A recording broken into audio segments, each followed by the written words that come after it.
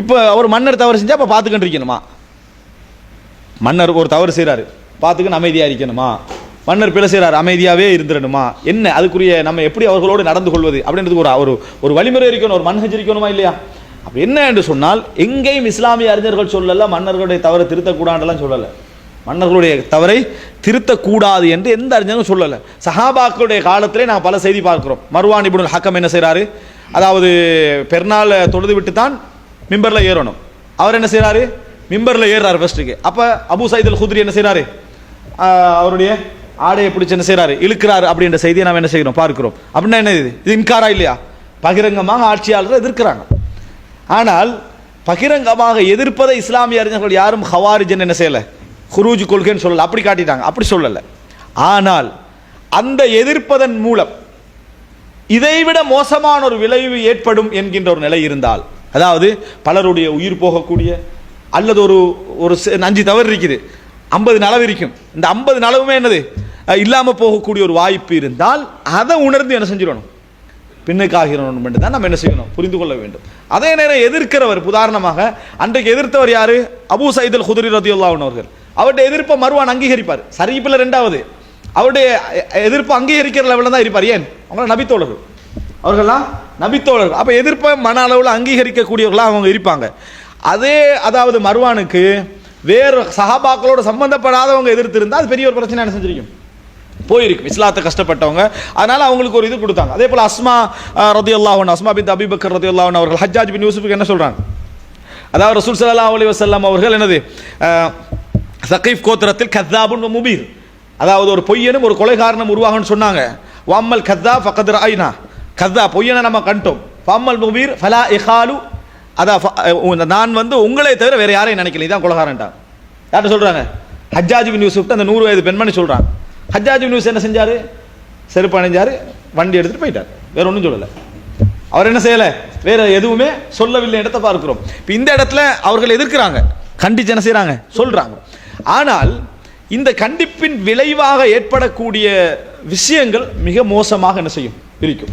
எனவே வெறுமனே எதிர்ப்பு குரூஜெண்டா யார் யார் ஹவாரிஜ் ஆகிடுவாங்க, ஆயிஷா ரதியல்லாஹு அன்ஹா ஹவாரிஜ், முஆவியா ரதியல்லாஹு அன்ஹு அவர்கள் ஹவாரிஜ், அப்துல்லா இப்னு சுபைர் ஹவாரிஜ், அல்லது அப்துல்லா இப்னு சுபைருக்கு பதிலா யஸீத் ஹவாரிஜ், விளங்கிட்டா? அதே போல ஹுசைன் ரதியல்லாஹு அன்ஹு அவர்கள் ஹவாரிஜ், இதெல்லாம் வந்துடும். அவங்கள யாரு, அவர்கள் எல்லோரும் ஒரு ஆட்சி இருக்க இன்னொரு ஆட்சிக்கு எதிராக அந்த ஆட்சிக்கு எதிராக நடந்து கொண்டார்கள். ஆனால் எதிர்மனே எதிர்ப்புன்றது ஹவாரிஜ், அப்போ இவங்கெல்லாம் அந்த லிஸ்ட்ல என்ன செஞ்சிருவாங்க, வந்துடுவாங்க. அப்படி இல்லை.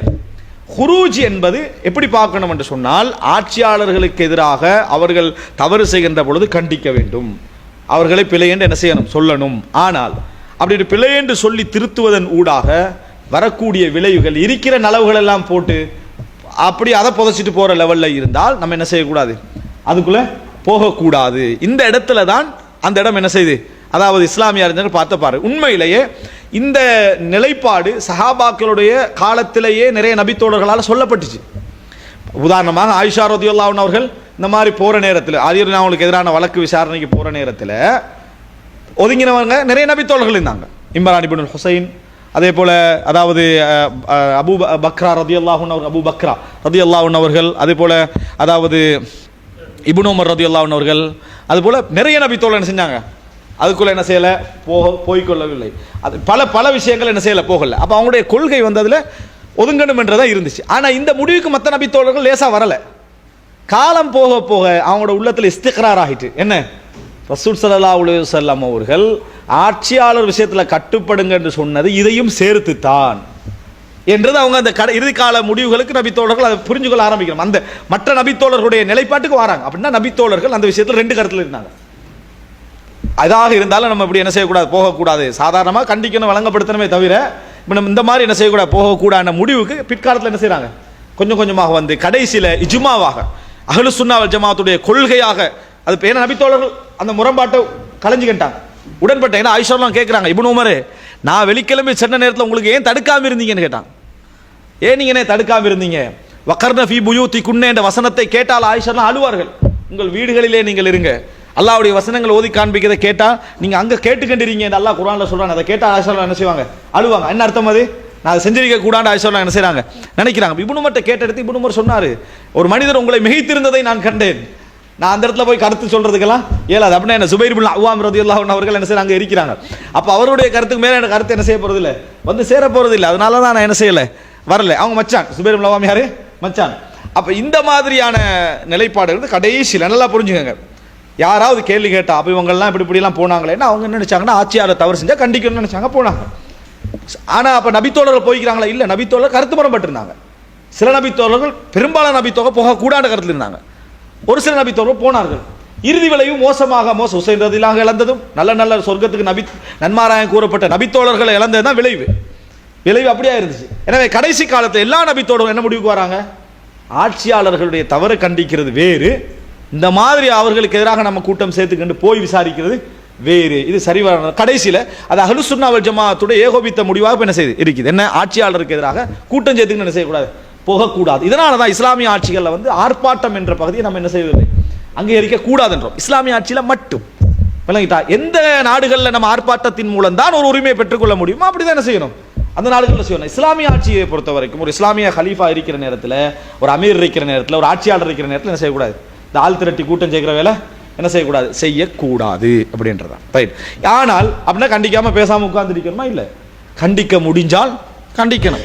எழுத்து சொல்ல முடிஞ்சா எழுத்துல என்ன செய்யணும், சொல்லணும். இப்போ பொதுவாக எல்லாரும் கேட்குற கேள்வி என்ன, கண்டிக்கிறாங்க இல்லையாண்டு. இப்போ என்ன பிரச்சனைடா, ரெண்டு விஷயம். ஒரு மனைவி வந்து தவறு செஞ்சுட்டா ஒரு செய்தி போகுது, அதுக்கப்புறம் பார்த்தா ரெண்டு பேரும் நல்லா சேர்ந்து வாழ்ந்துட்டிக்கிறாங்க, ரெண்டு பேரும் சேர்ந்து வாழ்ந்துட்டிக்கிறாங்க. நம்ம ஒரு ஆள் பேசுகிறார், என்னடா கேடு கட்டவன்லாம் இருக்கிறான், மோசமானவள்னு சொல்லி கது போனப்புறம் பேசாமல் இருக்கிறாங்க, கொஞ்சமாக கண்டிக்கிறான்லான்னு சொல்லி. அப்போ அவர் என்ன சொல்லுவார் தெரியுமா, நான் மனைவியை கண்டிச்சுனா இல்லை, நீ பார்த்தியா, பார்க்கல. நான் இப்போ நான் ஊர் ஃபுல்லாக மைக் போட்டால் சொல்லணும், இப்படி தான் என் மனைவி இப்படி ஒரு தவறு செஞ்சா நான் இப்போ கண்டிச்சுக்கிறேன் அப்படின்னு மைக் போட்டு சொல்லணுமா தான் கேட்பார் அவர். என்ன நினச்சிக்கணும், ஒரு நல்ல மனிதராக இருந்தா, ஓ கண்டிச்சு எல்லாம் திருந்தி தௌபால நடந்து நல்லா வாழ்றாங்க போல இருக்கேன்னு நினைக்கணும். மனைவியை கண்டிச்சதை உன்னோட்ட மைக் போட்டு சொல்லணுமா, சொல்ல வேண்டிய அவசியம் இல்லை. இதே தான் ஆட்சியாளர் விஷயத்தில். ஒரு ஆட்சியாளர் என்றது கௌரவம் உச்சகட்டத்தில் இருக்கும், கௌரவம் உச்சகட்டத்தில் இருக்கும். உதாரணம் நம்மகிட்டே சொல்லிட்டு, நீங்கள் சுப ஒழுங்கா பள்ளி வந்துருங்க ஒருத்தர் சொல்கிறார், சொல்லிட்டு அவரை சுப ஒழுங்கா பள்ளி வர சொல்லிட்டு இன்னொருத்தர் சொன்னால் நம்மளுக்கு எப்படி இருக்கும், சரியா, இது நமக்கே பிடிக்குது இல்லை, சரியா, என்னடா இப்படி ஒரு மானத்தை வாங்குறாங்களா அப்படி நமக்கே பிடிக்குது இல்லை. என்ன சொல்லணுமா, ஆட்சியாளருக்கு நான் கண்டிச்சுட்டு வந்துட்டு பேப்பரில் தலைப்பில் போடணுமா, ஆட்சியாளர் கண்டிப்பு அப்படி போடணும் எதிர்பார்க்குறாங்க. அதுக்கப்புறம் இந்த ஆள் சொன்னால் அவர் கேட்பாரா, கேட்க மாட்டேன், நாளைக்கு பேப்பரில் போட்டுருவோம், நம்ம என்ன செய்வோம், உறுதியாக நிற்போம், சரியா, அப்படின்னு தான் அவர் நிற்பார். எனவே கண்டிக்கிறாங்களா இல்லையான்றது அவங்களுக்கு அல்லாஹ் கடையில் உள்ள விஷயம். கண்டிச்சிருப்பாங்க அப்படின்னு நம்ம நினைக்கிறதுக்கு காரணம் என்னன்னா, இப்போ இந்த நாட்டை எடுத்துக்கிட்டா 100 வருஷமா ஏதோ ஹைர் என்ன செய்யுது, இருந்துகிட்டே இருக்குது. கொஞ்சம் கொஞ்சம் ஷர்ருடைய அடையாளங்கள் விளங்கினாலும் முடிஞ்ச அளவுக்கு என்ன செய்யுது, ஒரு ஹைர் இருந்துட்டு அப்போ நம்ம அல்ஹம்துலில்லாஹ் சொல்லணும். இதைத்தான் நம்ம நினைக்கணுமே தவிர வேற மாதிரி என்ன செய்யக்கூடாது, நினைக்கக்கூடாது. எனவே நல்ல முறையில் புரிஞ்சுக்கங்க, வெறும் ஹுரூஜ் மட்டும் கவார்ஜிகளாக மாத்திராது, விளங்கிட்டா. இந்த அக்கீதாவும் அவர்களோடு என்ன செய்யணும், சேர்ந்து இருக்க வேண்டும். அடுத்ததாக இப்போ ஹுரூஜு சஹாபாவையும் சேர்த்து நம்ம சொல்லிட்டோம், ஆட்சியாளர் கண்டிக்க கூடாண்டெல்லாம் நம்ம சொல்லலை, கண்டிக்கணும். கண்டிக்கிறதுன்றது ஃபசாது கலப்புற கண்டிப்பாக இருக்கக்கூடாது, உருவாக்குற கண்டிப்பாக என்ன செய்யணும், இருக்கணும், அழிக்கிற கண்டிப்பாக என்ன செய்யக்கூடாது, இருக்கக்கூடாது. அடுத்தது இன்றைக்கு நீங்கள் பார்க்கலாம், இந்த ஹுரூஜுடைய தன்மையை ஊட்டி வளர்க்கக்கூடிய அமைப்புகள் இஹ்வான்கள். இந்த ஹுரூஜுடைய தன்மையை ஊட்டி வளர்க்கக்கூடிய அமைப்புகள் யாரு, இஹ்வான்கள். ஏன் நம்ம அப்படி சொல்றோம்னு சொன்னால், இந்த இஸ்லாமிய சமுதாயத்தை நாம் இயன்ற அளவுக்கு என்ன செய்யணும், ஆட்சியாளர்களை பற்றிய நல்ல நிலைகளை என்ன செய்யணும், விதைக்கணும். மனதுகளில் நல்ல நிலைகளை என்ன செய்யணும், விதைக்கணும். ஆட்சியாளர் தவறுகள் இருக்குதான், நிறைய பிழைகள் நடக்குது. இஸ்லாமிய உலகத்தில் 56 நாடுகளில் தவறுகள் நிறைய நடக்குது. எப்படி நம்ம அதாவது முர்சி ஆட்சியில் இருக்கிற டைமில் கிளம்பினவர்கள் எல்லாரையும் கண்டிச்சோமோ, முர்சி ஆட்சி 1 வருஷம் இருந்தாரு, அப்போ கிளம்பினவன் என்ன சொன்னோம், ஆட்சியாளர்னா அப்படி தான் கொஞ்சம் கொஞ்சமாக தான் இருப்பார், ஒரேடியாக இறங்கி இப்படி கண்டிக்கிறதா, ஈஜிப்டுடைய சிச்சுவேஷன் என்ன, அப்போ ஒரேடியாக சரியாக கொண்டு வர முடியுமா, கொஞ்சம் கொஞ்சமாக தான், அதே தானே மற்றவனுக்கும், அதே தானே மற்றவனுக்கும். அப்போ கவாரிஜில் கொள்கையெல்லாம் பேசணுமா இல்லையா, இருக்கக்கூடாது. நாங்கள் சொல்கிறோம் முர்சிக்கும் தான், எல்லாருக்கும் தான். முர்சி இருந்த நேரத்திலும் தேவையில்லாமல் கிளம்பினவர்கள் நம்ம பிள்ளைன்னு தான் சொல்கிறோம். எல்லோருக்கும் இதான் சட்டம். ஒரு ஆட்சியாளர் வந்துட்டார்னா அவர் எந்த சிச்சுவேஷனில், ஈஜிப்டில் வந்து ஒரேடியாக கொண்டு வரலுமா, ஈஜிப்டில் வந்து திடீர்னு கலீஃபாவாகல, அப்போ அவர் என்ன செஞ்சிருப்பாரு, ஒரு ஸ்டெப்பாக கொண்டு வரணும்னு என்ன செஞ்சிருப்பாரு, ஒரு பிளான் வச்சிருப்பாரு. அதுக்குள்ளே இந்த மக்கள் கிளம்பி எல்லாத்தையும் முடிச்சுட்டாங்க. இப்போ கொண்டு வந்து வர போல என்னது எல்லாத்தையும் முடிச்சுட்டான். உண்மையிலேயே ஒரு மோசமான விளைவு தான். ஆனால் அது எப்படி அணுகணும், இஸ்லாமிய ஆட்சிக்கு எதிரான கெட்ட சிந்தனைகளை மக்கள்கிட்ட விதைச்சி விதைச்சி விதைச்சி விதைச்சி என்ன நடக்கிறது தெரியுமா, அவனெல்லாம் போய் திடீர்னு என்ன செய்யறது, அதாவது இப்போ ஒரு யுத்தம் செஞ்சால் அவர் போயிட்டாச்சு, அல்ஹம்துலில்லாஹ். இப்போ யார், அவர் தான் வருவார், யார், அமெரிக்கா வந்து உட்காருவார். இப்போ என்ன செய்ய போறீங்க, என்னதான் இஸ்லாமிய ஆட்சியெலாம் ஜனநாயக ஆட்சியாவது இருக்கேன்னு சந்தோஷம் படுறது.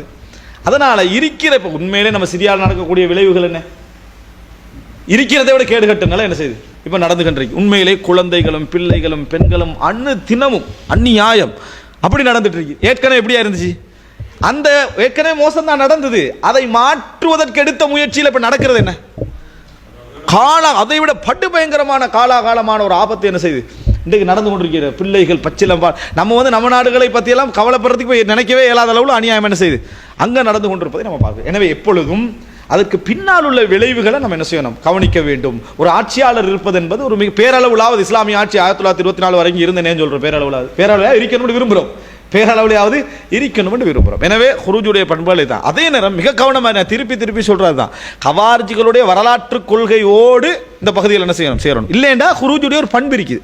என்ன பண்பு இருக்குது? குரூஜுடைய ஒரு பண்பு இருக்குது. கவார்ஜிகளா ரசூலுல்லாஹ் சொன்ன அந்த சிவத்தின் கொள்னா அவர்களை ஆது சமுதாயத்தை அழிக்கிற மாதிரி அழிப்பேண்ட லிஸ்ட்டுக்குள்ளே வருவாங்களா? இவங்களா வரமாட்டார்கள். ஆனால் கவார்ஜிகளுடைய அந்த கொள்கை என்னது இவர்கிட்ட இருக்கின்ற அர்த்தமாகிரும்.